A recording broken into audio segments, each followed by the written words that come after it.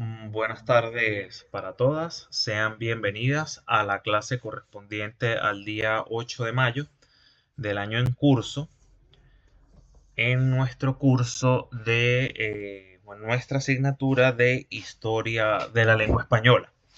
Como podrán recordar, en la sesión pasada dimos inicio a nuestra unidad de sintaxis histórica. Específicamente, hicimos referencia a tres de los principales cambios o diferencias de el castellano medieval y el español moderno con respecto a la latinidad. Comentábamos que, por ejemplo, desapareció el llamado sistema de casos por tornarse poco práctico en cuanto a la precisión semántica de lo que se quería decir, porque una misma desinencia de caso podría referir a dos o más significados incluso. Entonces, desde el punto de vista de la oralidad, esto podría haber generado múltiples confusiones.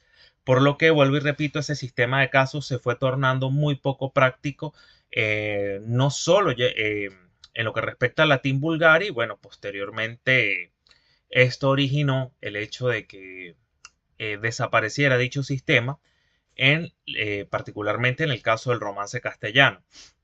Hablamos también de la desaparición del sistema de declinaciones y hablamos también de cómo el género neutro latino desapareció, porque huelga decir que en el español moderno y en el castellano medieval no se disponía de ese llamado género neutro. No por ello eh, hay que obviar el hecho de que, bueno, sí hay ciertas influencias de ese género neutro en algunas palabras gramaticales del español moderno y en algunos términos propios, algunas palabras modernas, como por ejemplo mar, que era un sustantivo neutro, mare, en la latinidad, pero actualmente nos tornamos un tanto dubitativos en cuanto al género de ese sustantivo, ¿no? De hecho, si ustedes se van al diccionario de la lengua española, lo califica como masculino o femenino, o sea, puede ser las dos cosas, ¿no?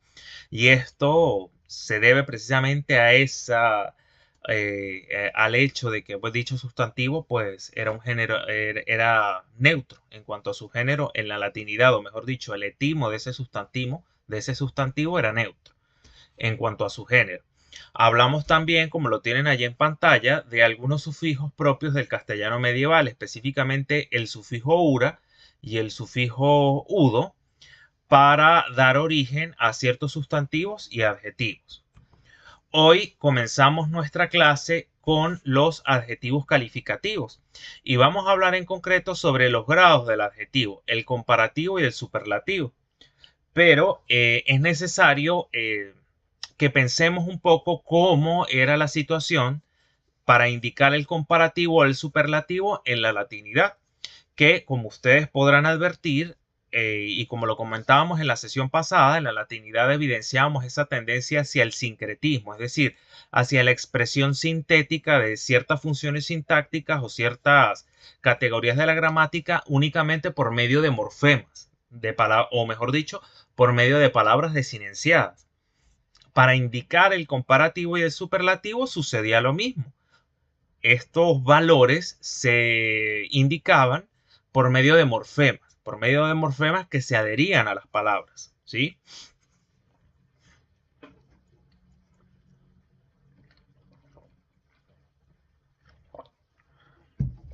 Fíjense ustedes que sobre los grados del adjetivo, les digo acá, comparativo y superlativo. En latín, los grados del adjetivo se indicaban de forma sintética, como les decía anteriormente, es decir, por medio de desinencias morfológicas, por medio de morfemas. Entonces, fíjense cómo se indicaba la comparación, por ejemplo. La comparación o el comparativo, el grado comparativo del adjetivo, se indicaba por medio del sufijo ior o en neutro ium. Entonces, por ejemplo, fortior, fíjense acá que la palabra tiene el sufijo que les acabo de mencionar, ior, fortior, y este adjetivo era la forma comparativa de fuerte. Entonces, fortior indica que un determinado referente es más fuerte que otro. La comparación se establece allí. Fíjense que solo por medio de un morfema, ior, la información que se transmite de forma sintética, fortior, en una misma palabra. Una información que actualmente necesitamos 3 palabras para poderla mencionar en el discurso. Fíjense ustedes, actualmente requeriríamos de el adverbio, de la forma positiva del adjetivo, más el relativo. Sí, fíjense, se necesitan 3 elementos dentro de la cadena para indicar ese significado. Contrariamente, en la latinidad, por medio de un adjetivo desinenciado, con el sufijo ior, con la desinencia ior, listo. Con eso se indicaba la comparación. Ahora veamos cómo se indicaba el grado superlativo del adjetivo. Y se hacía por medio de la desinencia ísimos. Entonces, fíjense ustedes, si aplicamos esa desinencia al adjetivo en cuestión, resultaría lo siguiente: fortísimos, el más fuerte de todos. Ese sería allí el grado superlativo del adjetivo. Y fíjense que por medio de una sola palabra se transmite esta información o este contenido semántico que está acá entre comillas simple. Por medio de una sola palabra desinenciada, siguiendo esa tendencia hacia el sincretismo o hacia la expresión sintética que se evidenciaba en la latinidad.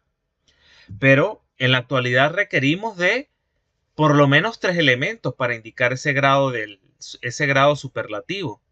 El determinante, más el adverbio, más la forma positiva del adjetivo. ¿Lo ven?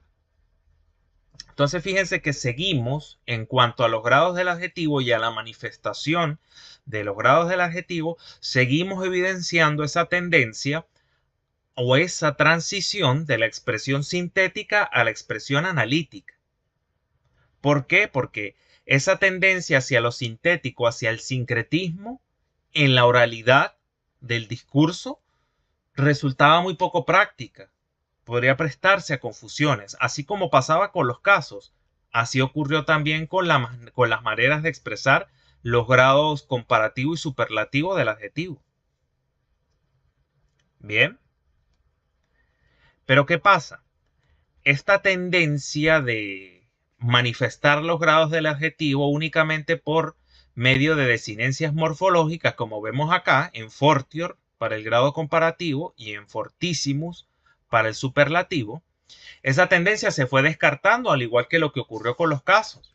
Fíjense ustedes, les indico acá, tal cual señalan las glosas españolas, las formas sintéticas anteriormente comentadas, es decir, fortior y fortísimos, son sustituidas en el latín hablado por una construcción analítica, es decir, una construcción de 2 o más términos. Eso es lo analítico, una construcción analítica, que se compone, en el caso del grado comparativo del adjetivo, de los elementos más, que viene de magis, desde luego, más la forma positiva del adjetivo. Por ejemplo, entonces, para decir o para expresar el grado comparativo requerimos de más, en este caso que funciona como adverbio, seguido de la forma positiva del adjetivo. Más fuerte que, para poder comparar. Es decir, requerimos de por lo menos 2 términos. El adverbio más la forma positiva del adjetivo. Por lo menos de 2 términos. Pero claro, para indicar el comparativo también requerimos del relativo que. Más fuerte que. Para poder establecer la comparación. Fíjense ustedes que pasamos entonces de una palabra desinenciada, fortior, a por lo menos 2 o 3 palabras. No sé si María Susana y Jade me están llevando la idea. ¿Sí? ¿Todo bien, María? Jade, ¿todo bien? Sí, me dice Jade que sí. Perfecto. Ahora vamos a ver qué ocurrió con el superlativo. ¿Por qué? Porque pasó lo mismo que con el comparativo. Fue preciso abandonar esa tendencia hacia el sincretismo para expresar ese valor, ese significado, ese grado del adjetivo superlativo de forma analítica, es decir, por medio de dos o más elementos. Fíjense ustedes, leo. En lo que respecta al superlativo, se requiere ahora para expresarlo del artículo definido, concordado debidamente con el referente, sumado al adverbio más, en este caso más acá funciona como adverbio, más la forma positiva del adjetivo. Por ejemplo, el más fuerte o los más fuertes. Insisto, se pasa entonces a la necesidad de crear un sintagma o una construcción analítica para poder expresar o manifestar ese grado del adjetivo, ese grado superlativo que en la latinidad se representaba o se manifestaba por medio de una desinencia morfológica, por medio de un sufijo, ísimos. Entonces fíjense ustedes cómo se va prosperando esa tendencia, esa necesidad de complementar, de evitar la ambigüedad en el discurso, por medio de más estructuras, por medio de construcciones, por medio de sintagmas. ¿Sí? Pero ¿qué pasa? Fíjense ustedes que este sufijo ísimos no fue que desapareció por completo de los adjetivos, ¿no? Por ejemplo, si yo les dijera a ustedes grandísimo, lo han oído, ¿verdad? O es preciosísimo, lo heredamos, pero no para el superlativo básico, sino específicamente ese ísimos lo heredamos después o lo comenzamos a emplear después como la desinencia para el superlativo absoluto, para el llamado superlativo absoluto. Por ejemplo, en grandísimo, el ejemplo que les daba. ¿Lo ven?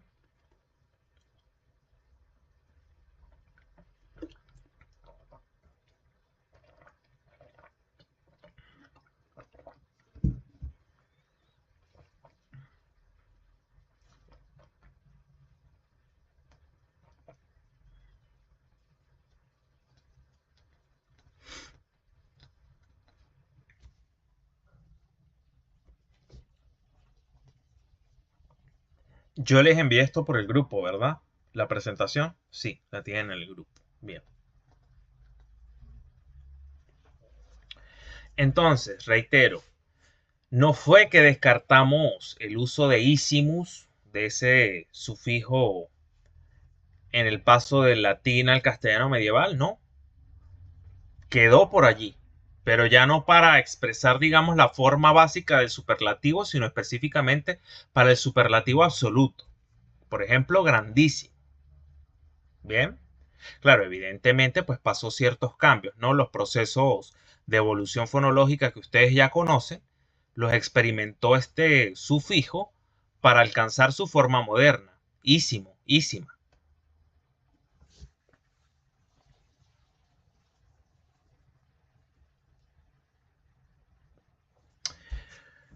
Les digo allí también en la lámina que solo queda por comentar que algunas de las formas comparativas latinas de uso más frecuente consiguen pervivir en su paso al castellano medieval, a veces en coexistencia con formas analíticas, hecho apreciable en los siguientes ejemplos. Por ejemplo, fíjense ustedes, se logró mantener la forma comparativa pero sintética, ¿no? La reducida, la desinenciada. También lograron pervivir algunas formas comparativas, pero insisto, las sintéticas. Por ejemplo, nosotros en la actualidad tenemos mejor, ¿verdad? Fulanito es mejor que, pero ese mejor viene de meliore. Y meliore era el comparativo de bonus, específica, es decir, de bueno. Fulanito es mejor que, ya mejor por sí mismo, sin estar acompañado de otros elementos, ya mejor subyace esa intención comparativa, esa intención de comparar dos o más referentes. También en la actualidad tenemos mayor, ¿verdad? El comparativo mayor, pero mayor viene de mayore. Es decir, una forma sintética para la comparación. Y ese mayore era el comparativo de magnus, de grande. Lo están viendo, ¿no?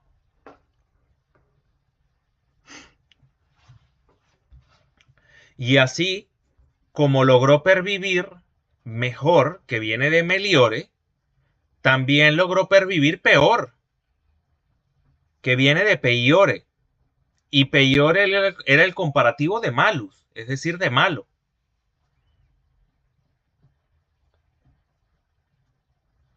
Y así como logró pervivir de forma modernizándose mayor, también logró pervivir menor.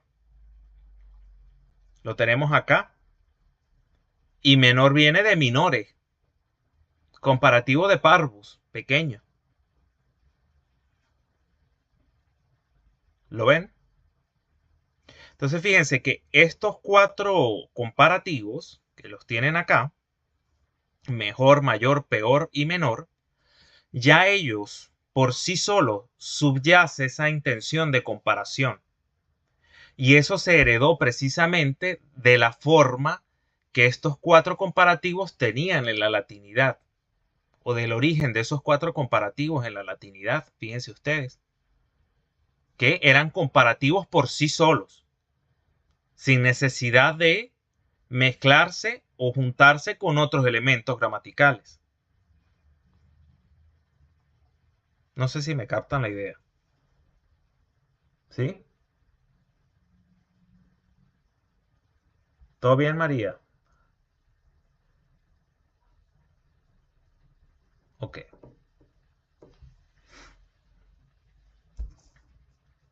Margeri, ¿hasta acá todo claro? Sí. Bien. Entonces, vamos a continuar. Susana, ¿cuáles serían los artículos definidos e indefinidos actualmente?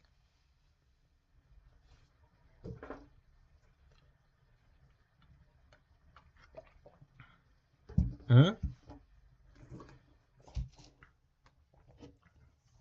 O Margeli, pregunta abierta para la que sea. ¿Cuáles serían los artículos definidos?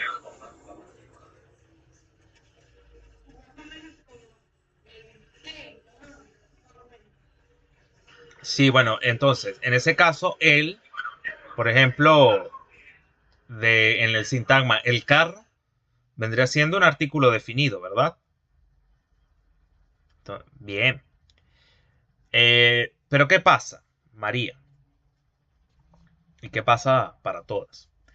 Estos artículos tienen un origen bastante particularizado, tanto los definidos como los indefinidos en el español. Entre los definidos, por ejemplo, está el, la, los, las. Y entre los indefinidos está un, una, unos, unas. ¿Sí? Recuerden eso. Entre los definidos o los definidos, el, la, los, las. Los indefinidos, un, una, unos, unas. Bien. Eso en el español moderno y bueno, también en el castellano medieval. Pero hay que tener algo en consideración.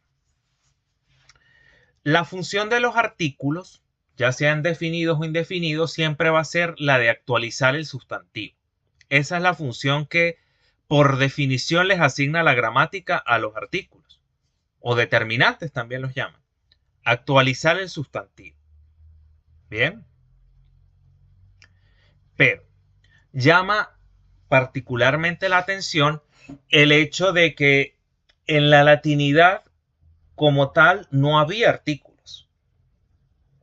¿Por qué? Porque si el latín tendía hacia el sincretismo y hacia la expresión sintética de ciertas funciones gramaticales, de cierto, sí, en fin, de cierto, de cierta, exacto, de ciertas funciones sintácticas, de ciertas categorías gramaticales, no tendría por qué haber entonces artículos en latín. Porque si todo se resolvía con una desinencia morfológica, no tenía por qué haber artículos. Entonces, acá les indico que el latín funcionaba perfectamente sin artículos. ¿Sí? Eso ustedes lo saben. asumo yo. ¿Vieron latín, no? Ajá. Pero ¿qué pasa, muchachas? Ya, disculpen que me acaba de responder acá un estudiante a ver si habrá posibilidad de que... Ah, sí, sí se van a conectar. Vale, ya, ya, denme un momento, disculpen.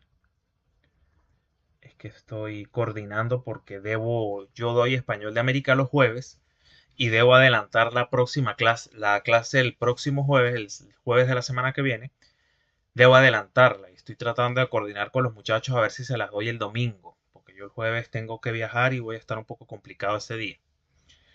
Entonces me están respondiendo acá. Disculpen ustedes. Como les decía, el latín funcionaba perfectamente sin artículos. Pero ¿qué pasaba? Si se requería por alguna razón precisar un poco más a qué o a quién se hacía referencia, se empleaban los demostrativos, los adjetivos demostrativos, específicamente ic, iste e ile. Estos tres, reitero, en la latinidad no había artículos, es decir, el latín funcionaba perfectamente sin artículos. Pero ¿qué pasó? ¿O qué ocurría? Si por alguna razón se requería dentro de la cadena hablada precisar un poco más o en la escritura también, si se requería precisar un poco más a qué o a quién se hacía referencia, se empleaban los adjetivos demostrativos. Específicamente me refiero a ic, iste e ile. Los estoy señalando acá en pantalla. Ic, iste e ile. Vamos a ver tres ejemplos en los que se usan dichos adjetivos demostrativos para actualizar el sustantivo, es decir, para cumplir la función que actualmente tienen los artículos, ya sean definidos o indefinidos. Que repito, reitero, la función es actualizar el sustantivo. Entonces, acá, en estos ejemplos, repito, se observa los adjetivos demostrativos como actualizadores del sustantivo. ¿Sí? Vamos a verlos. El primer caso, hic fructus magnus est. Este fruto es grande. Significa esta oración. Fíjense ustedes cómo el demostrativo hic actualiza el sustantivo, haciendo un trabajo similar al que haría en la actualidad de un artículo. Segundo ejemplo, con el demostrativo iste. Iste rex fortis est. Ese rey es valiente. Fíjense ustedes, tenemos acá el demostrativo iste actualizando de alguna manera al sustantivo rex. Ahora, tercer ejemplo, con el demostrativo ile. Mucho ojo con este demostrativo porque de este demostrativo ile se derivaron un conjunto de cambios que después, como tendremos oportunidad de ver, van a ser muy importantes para la historia de la lengua española. Ejemplo con el demostrativo ile. Ile homo potens est. Ile homo potens est. Aquel hombre es poderoso. Vemos acá, vuelvo y repito, el uso de los tres demostrativos latinos actualizando el sustantivo, es decir, ejerciendo una función similar a la que ejercerían hoy en día los artículos, ya sean definidos o indefinidos.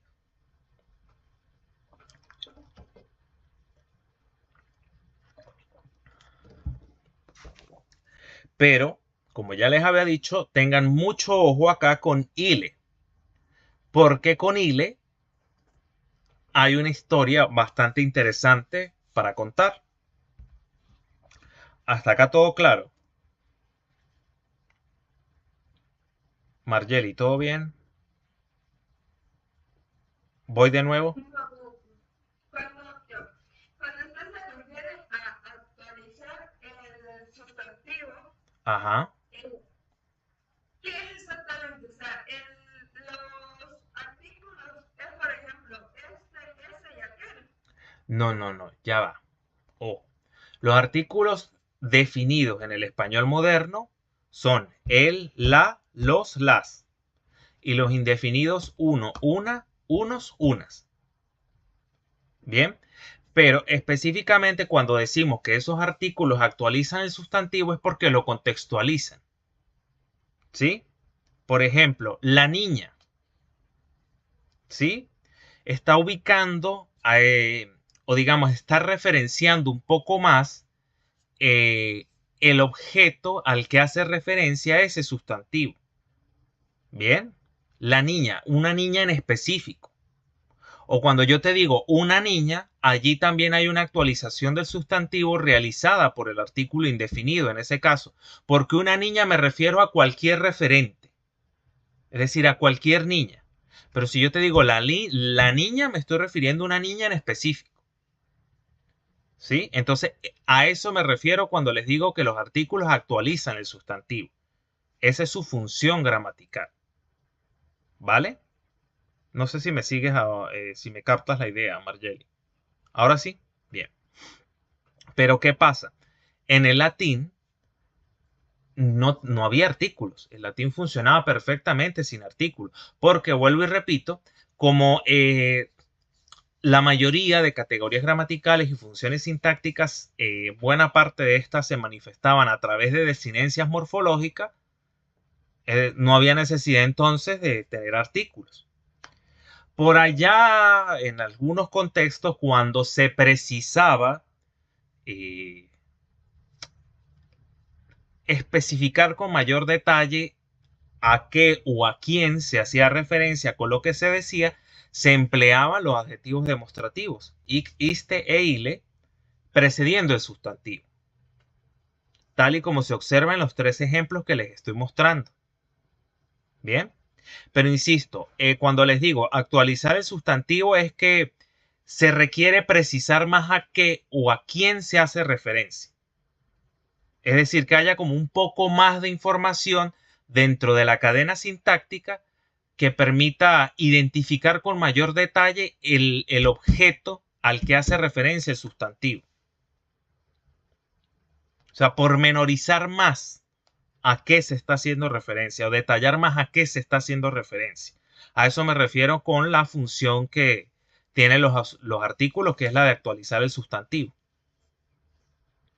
Que bueno, no es una definición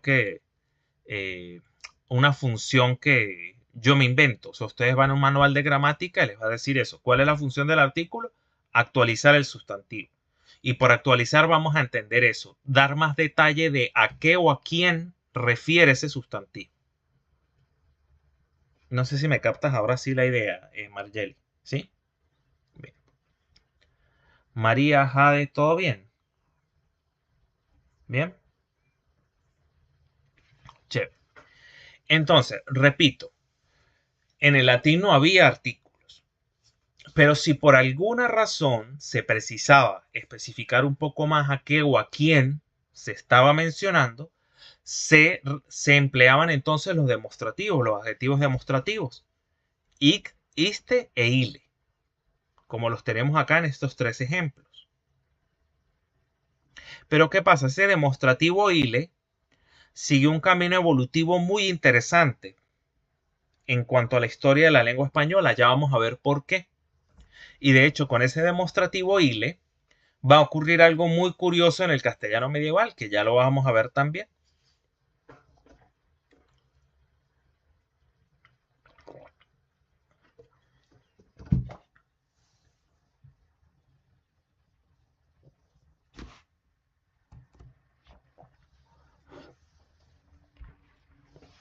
Fíjense ustedes, ese demostrativo ile, denominativo singular, como les indico acá, con el tiempo, la función de actualizar el sustantivo se concentra en el demostrativo ile. ¿Sí?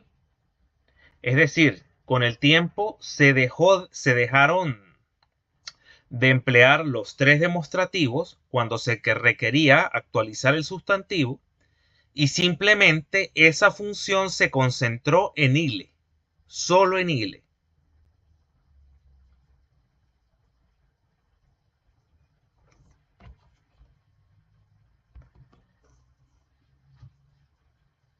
Vuelvo y repito. Con el tiempo, la función de actualizar el sustantivo se concentra en el demostrativo ile, particularmente en el latín hablado occidental, y dicho uso se incrementó de tal forma que la mencionada estructura, es decir, ile, termina perdiendo su uso demostrativo, es decir, dejó de ser un demostrativo para convertirse en un mero artículo definido. Ahora sí, dejó de ser un demostrativo como lo era al principio y pasó, ahora sí, a fungir como artículo definido, con su función plena de actualizar el sustantivo.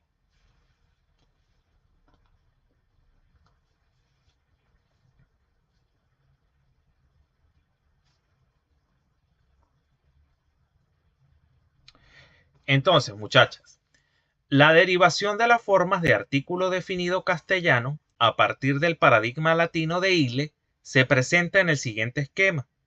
Fíjense ustedes, ile, denominativo singular.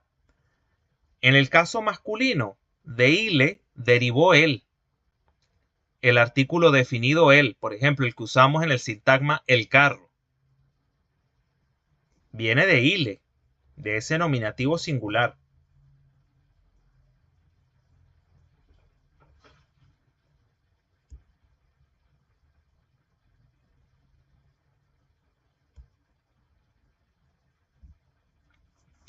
Pero dentro del paradigma latino de ile, en general, del demostrativo ile, que posteriormente pasó a convertirse en un mero artículo definido, de ese paradigma latino de ile en nominativo singular, no solo derivó una forma masculina, sino que también existía un ila, una forma femenina dentro de ese paradigma latino de ile.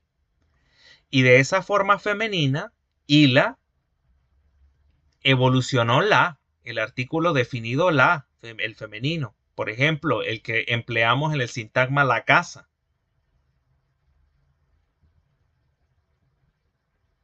Bien, pero ocurrió algo muy interesante y ya vamos a ver por qué.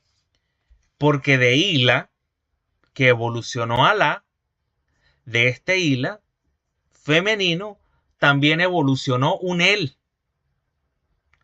femenino con sentido femenino, es decir, un el que precedía sustantivos femeninos. Por ejemplo, el espada.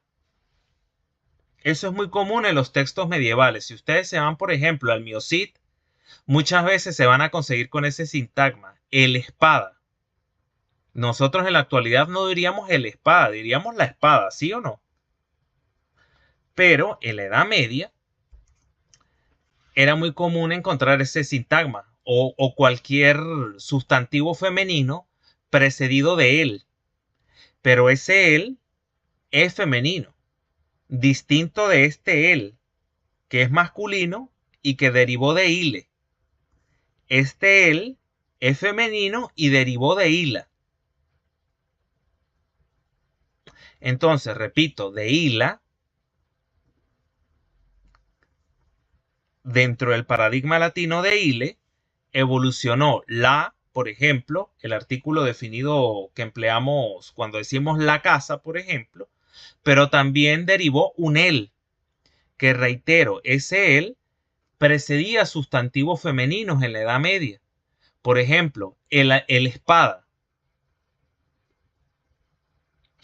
Y también del paradigma latino de ile, específicamente de la forma neutra, ilut, evolucionó lo. O se generó lo.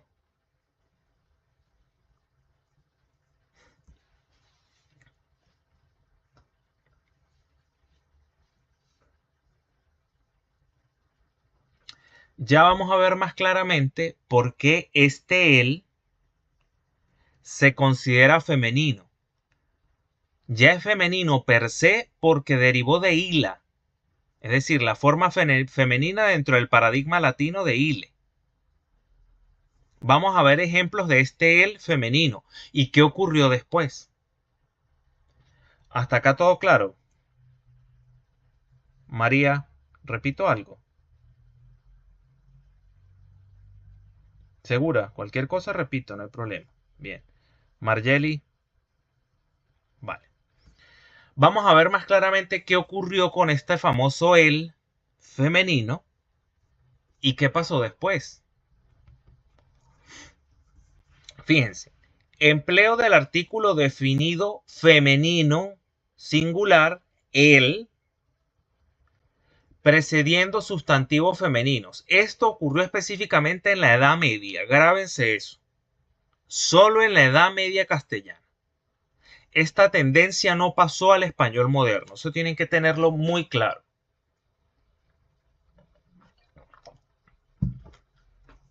Nuevamente, este artículo definido femenino singular, él, precediendo sustantivos femeninos, fue una tendencia que solo se mantuvo en la Edad Media castellana.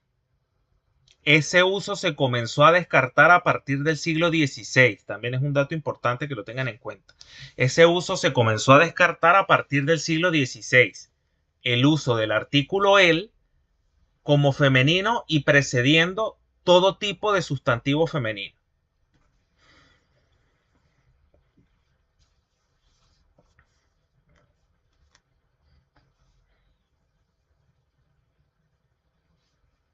Demos un minutico porque María Susana abandonó la llamada. A ver si se incorpora y arrancamos.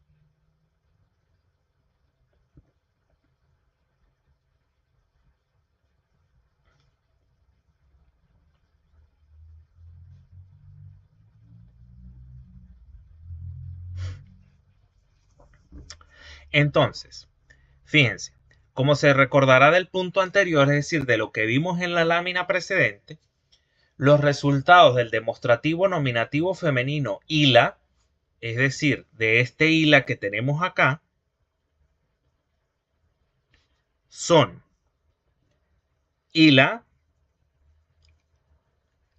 ya en los primeros tiempos del castellano, ela, y posteriormente la y el.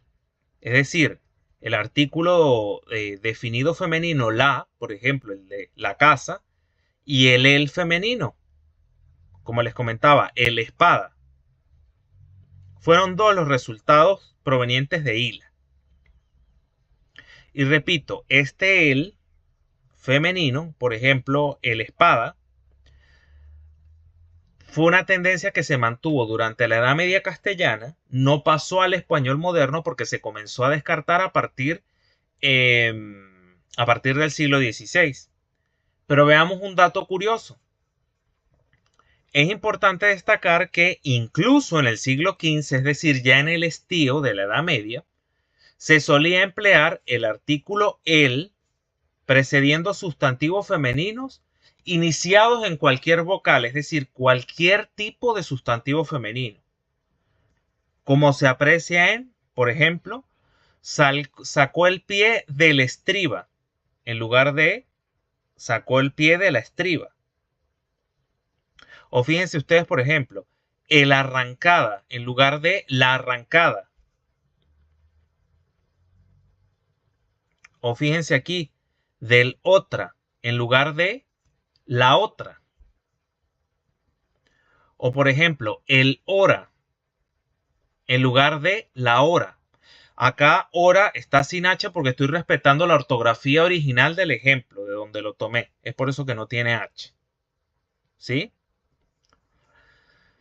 O por ejemplo, el famoso caso del miocid. El espada en lugar de la espada. Entonces, repito, tengan esto muy en consideración porque es importante. Es importante destacar que incluso en el siglo XV, es decir, en el estío de la edad, de la Edad Media ya, se solía emplear el artículo el precediendo sustantivos femeninos iniciados en cualquier vocal, es decir, cualquier tipo de sustantivo femenino que iniciara con cualquiera de las 5 vocales. Se mantuvo esa tendencia de emplear el artículo el femenino. Ahora bien, Ya acá comienza a cambiar la cosa, es decir, ya a partir del siglo XVI comienza a cambiar esto. ¿Por qué? Después del siglo XVI se impone el sistema moderno de emplear el artículo femenino el solo cuando éste precede sustantivos femeninos que comiencen por el abierto central tónico, es decir, por A tónica. Hecho evidente en, por ejemplo, el águila, el agua y el hambre. Fíjense ustedes que son sustantivos femeninos, pero que están precedidos por el artículo el. Es decir, ese artículo femenino derivado de ila.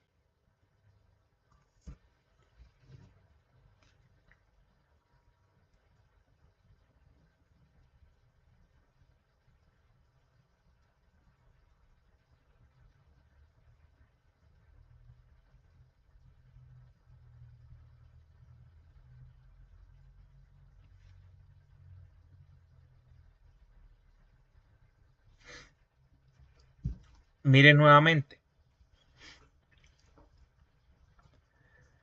Después del siglo XVI se impone el sistema moderno de emplear el artículo femenino el solo cuando éste precede sustantivos femeninos que comiencen por A tónica. Hecho evidente en el águila, el agua, el hambre. Es decir, ya a partir del siglo XVI, ese artículo definido femenino el no se iba a emplear precediendo cualquier tipo de sustantivo independientemente del sustantivo femenino, ¿no? Independientemente de la vocal con la que éste comenzara, como ocurría hasta el siglo XV. No, ya se estableció una regla. ¿Y cuál era esa regla? Que ese el femenino iba a preceder sustantivos femeninos, pero exclusivamente aquellos que comiencen con A tónica. Por eso es que en la actualidad decimos el águila, el agua, el hambre. Que en esos sintagmas que acabo de mencionar hay sustantivos femeninos, pero precedidos de él. Pero lo que pasa es que ese él, miren la pantalla, ese él, en los tres ejemplos que les estoy dando, ese él es femenino. ¿Por qué? Porque ese él viene de hila. ¿Sí?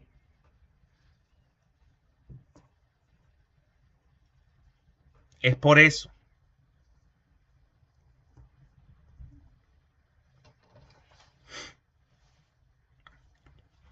Por eso es que yo no sé si ustedes se han leído el Miocid. A lo mejor no lo recuerdan, si ya lo leyeron.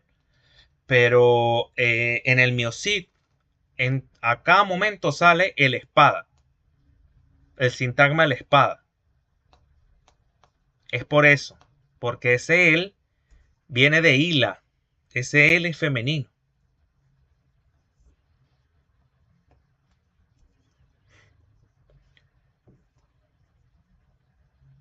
Estamos hasta acá.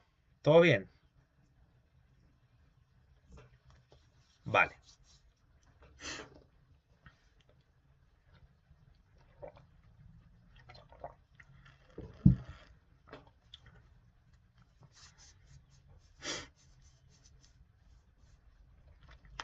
Entonces, ya vimos el origen de los artículos definidos del español, que vienen del demostrativo ile. ¿Sí?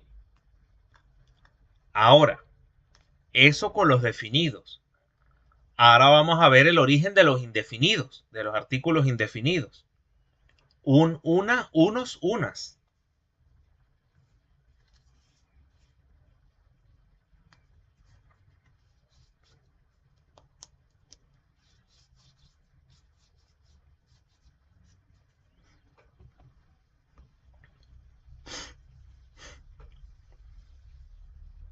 Quiero que veamos a continuación, a propósito de los sustantivos, a propósito del origen de los artículos definidos, quiero que veamos a continuación algunas características o algunas particularidades en cuanto al uso de esos artículos definidos en el castellano medieval.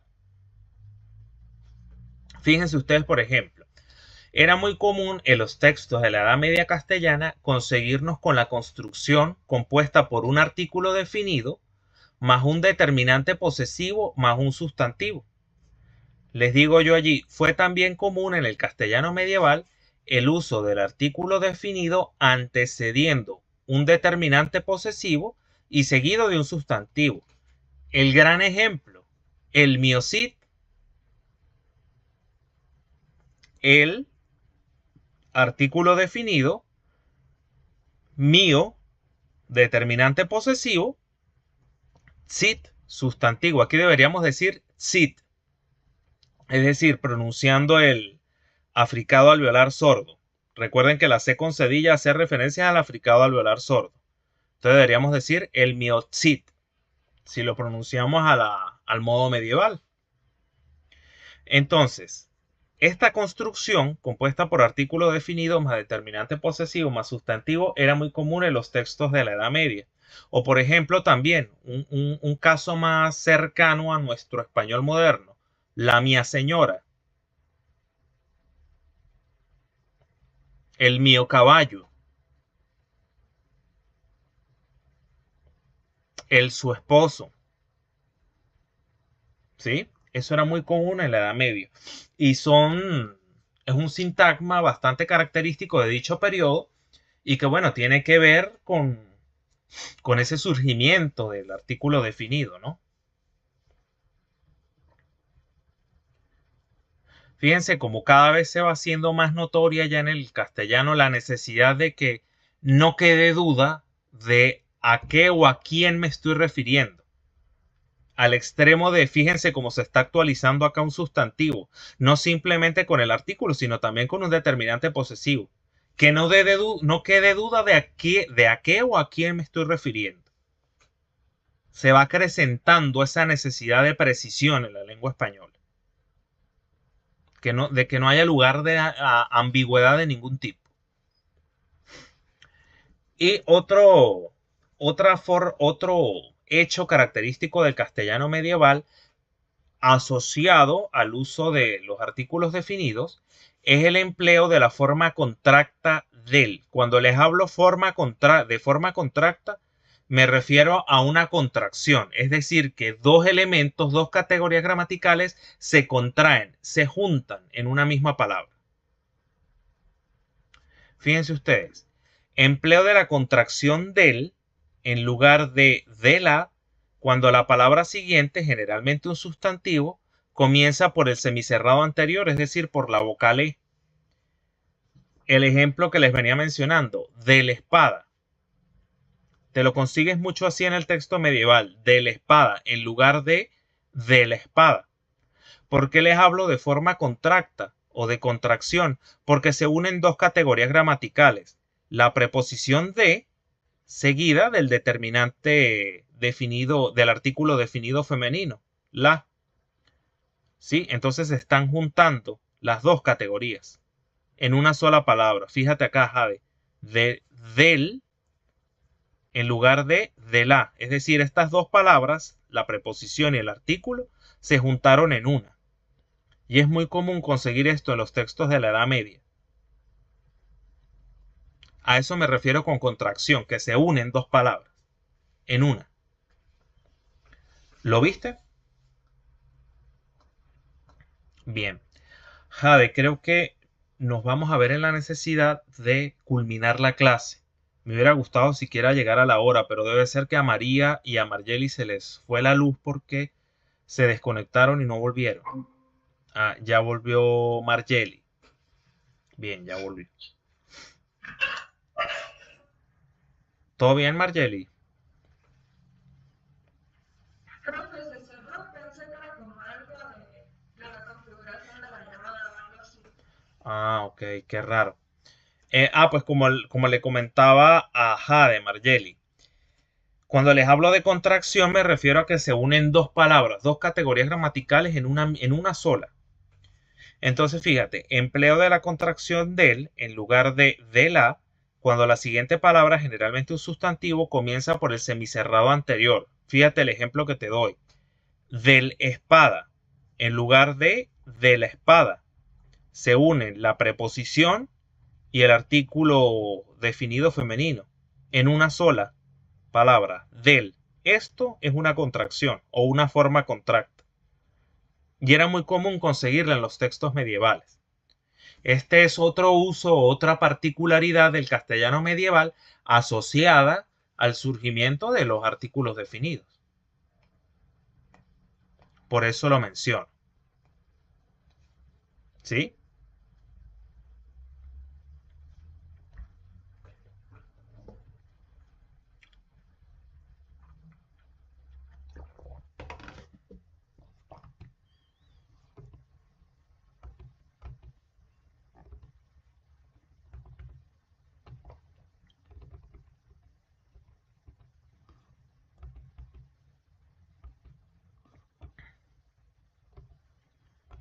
Bueno. Entonces, muchachas, como veo que María Susana no volvió a la sesión y es importante que estén por lo menos 3 de las 5 inscritas, voy a dejarlo hasta acá hoy. Pudimos avanzar un poco. Yo quería haber dado por lo menos la hora completa, pero bueno, se avanzó. Ya la semana que viene entonces arrancamos con los pronombres, tanto con los pronombres personales, tanto los tónicos como los átomos. Bien, y así seguiremos. Voy a detener el video